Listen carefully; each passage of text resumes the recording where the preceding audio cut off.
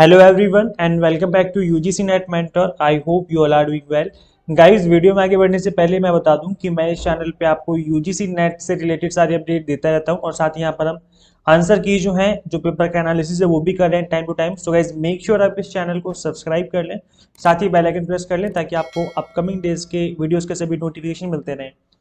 Guys, आज के इस वीडियो में हम एनालिसिस करेंगे जो कि 1 दिसंबर को एग्जाम हुआ है फर्स्ट शिफ्ट का। इसमें पेपर 1 का जो एनालिसिस करेंगे यहाँ पर हम। गाइज, ये जो क्वेश्चंस हैं ये और ये वो टॉपिक्स हैं जो कि स्टूडेंट्स ने दिए हैं। स्टूडेंट्स की फीडबैक पे हम इस वीडियो को बना रहे हैं। तो जो क्वेश्चंस जो टॉपिक बच्चों को याद रहे हैं उन टॉपिक को उन्होंने प्रोवाइड कर दिया है। स्टूडेंट्स बता रहे थे कि पेपर बहुत ज्यादा एनालिटिकल पूछा जा रहा है, कंसेप्ट बेस्ड क्वेश्चन पूछा जा रहा है, डायरेक्ट क्वेश्चन एग्जाम में बहुत कम पूछे जा रहे हैं। तो चलिए एनालिसिस करते हैं पेपर को और समझते हैं।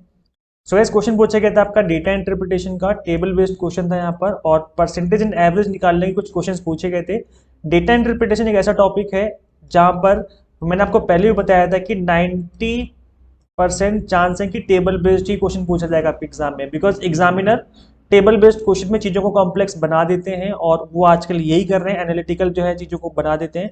तो डेटा इंटरप्रिटेशन में आपको टेबल बेस्ड क्वेश्चन देखने को मिल रहा है हर शिफ्ट में, तो आप टेबल बेस्ड कर लेना अगर आपका एग्जाम होने वाला है। और यहाँ पर डेटा इंटरप्रिटेशन के अंदर 2-3 क्वेश्चन ही ज्यादातर पूछे जाते हैं, दैट इज परसेंटेज पूछेंगे, या बोलेंगे एवरेज निकालो, या बोलेंगे रेशियो निकालो।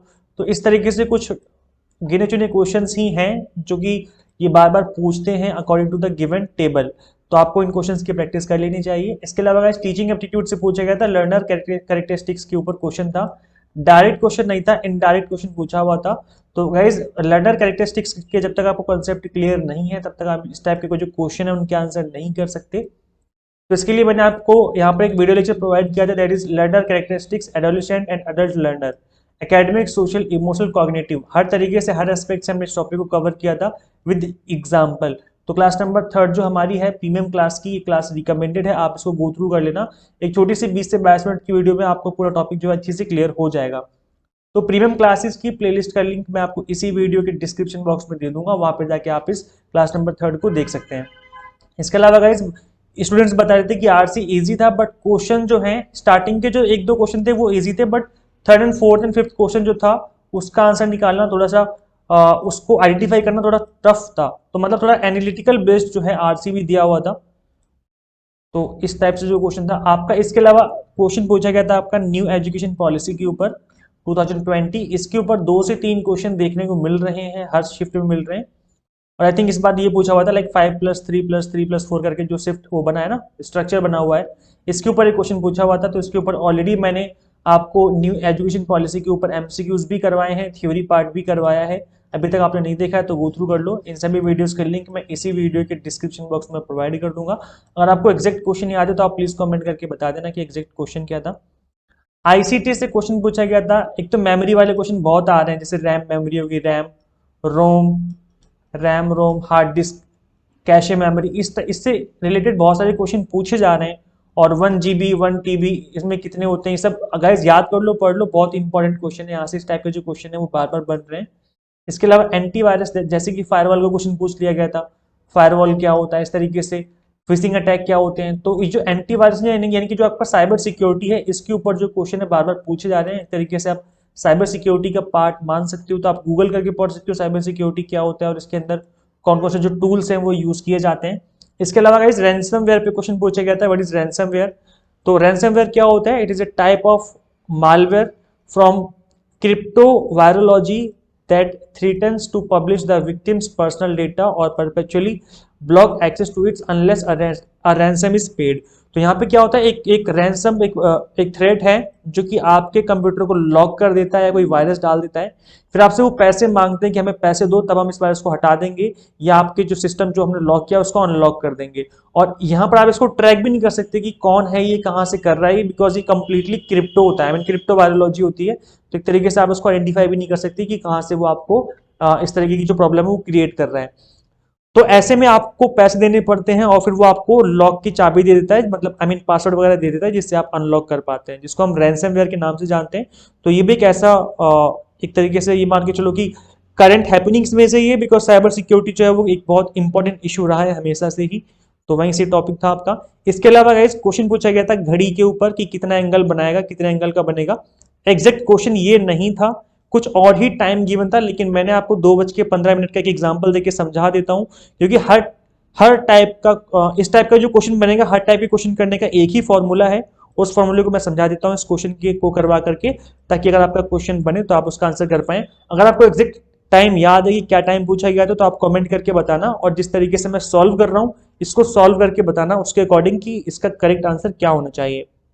तो अगर 2:15 है तो यहां पर गाइस 2:15 पे कितना कितने डिग्री का एंगल बनेगा, तो इसको निकालना है। तो गाइस 2:15 का मतलब है कि ये 2:15, इसको साइड में लिख लेते हैं, ठीक है।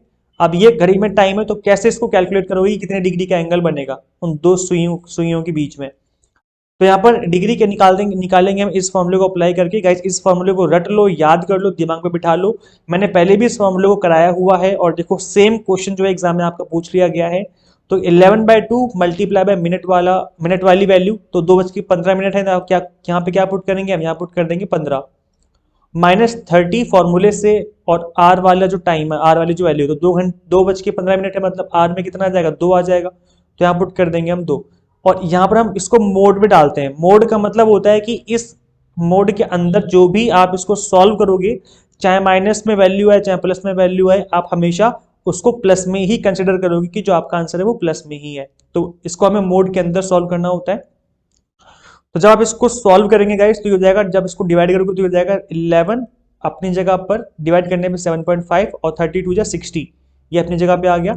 और इसकी मल्टीप्लाई करोगे तो ये हो जाएगा 82.5 और माइनस कर देंगे 60, तो ये हो जाएगा 22.5 degree. So this is the right answer. इस क्वेश्चन का जो 2:15 है इसका राइट आंसर क्या हो जाएगा, 22.5 डिग्री। अगर आपको क्वेश्चन याद है तो प्लीज आप कमेंट करना कि घड़ी में कितना टाइम दिया हुआ था, और उसका आंसर भी निकालना, जो मैंने आपको फॉर्मूला बताया ना, इस फॉर्मूले को अप्लाई करके आप आंसर निकालना, और आंसर निकाल के कमेंट करना, बताना कितना आंसर आएगा। गाइस इसके अलावा simple interest and compound interest पे क्वेश्चन पूछा हुआ था, और एवरेज पूछा हुआ था।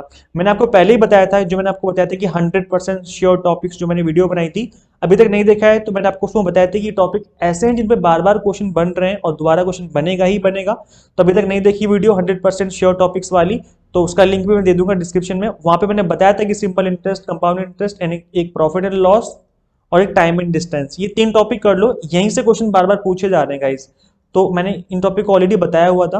बैरियर ऑफ कम्युनिकेशन एक ऐसा टॉपिक है जिस पर बार बार क्वेश्चन पूछे जाते हैं, और यहाँ पर इनडायरेक्ट क्वेश्चन पूछा गया था बैरियर ऑफ कम्युनिकेशन के ऊपर। तो क्लास नंबर 27 जो है प्रीमियम क्लासेस की, ये बैरियर ऑफ कम्युनिकेशन के ऊपर है, तो आप इसको एक बार देख सकते हो। प्रीमियम क्लासेस की कंप्लीट प्लेलिस्ट का लिंक जो मैं इसी वीडियो के डिस्क्रिप्शन बॉक्स में दे दूंगा।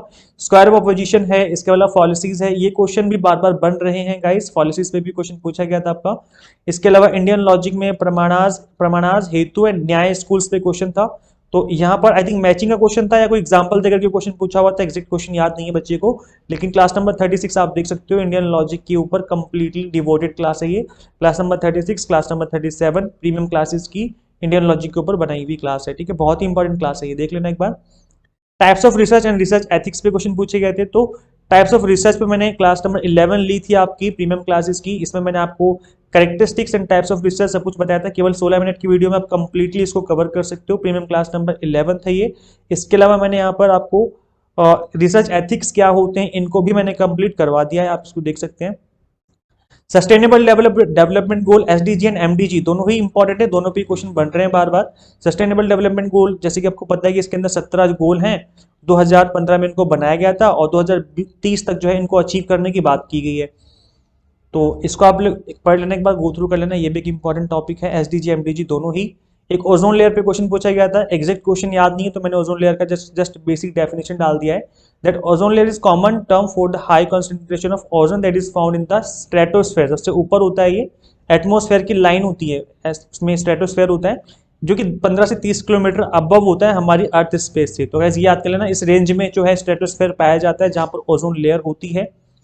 It covers the entire planet and protect life on Earth by absorbing harmful ultraviolet rays, radiation from the sun। तो इसको हमें प्रोटेक्ट करता है। गाइस वीडियो लेक्चर्स कैसे लगते हैं प्लीज कमेंट करके बताया करो, आपकी कमेंट करने से ही हमें मोटिवेशन मिलती है आपके लिए लेक्चर क्रिएट करने में। गाइस इस वीडियो में इतना ही, मिलते हैं नेक्स्ट वीडियो में। Till then keep watching UGC NET mentor. Thank you so much.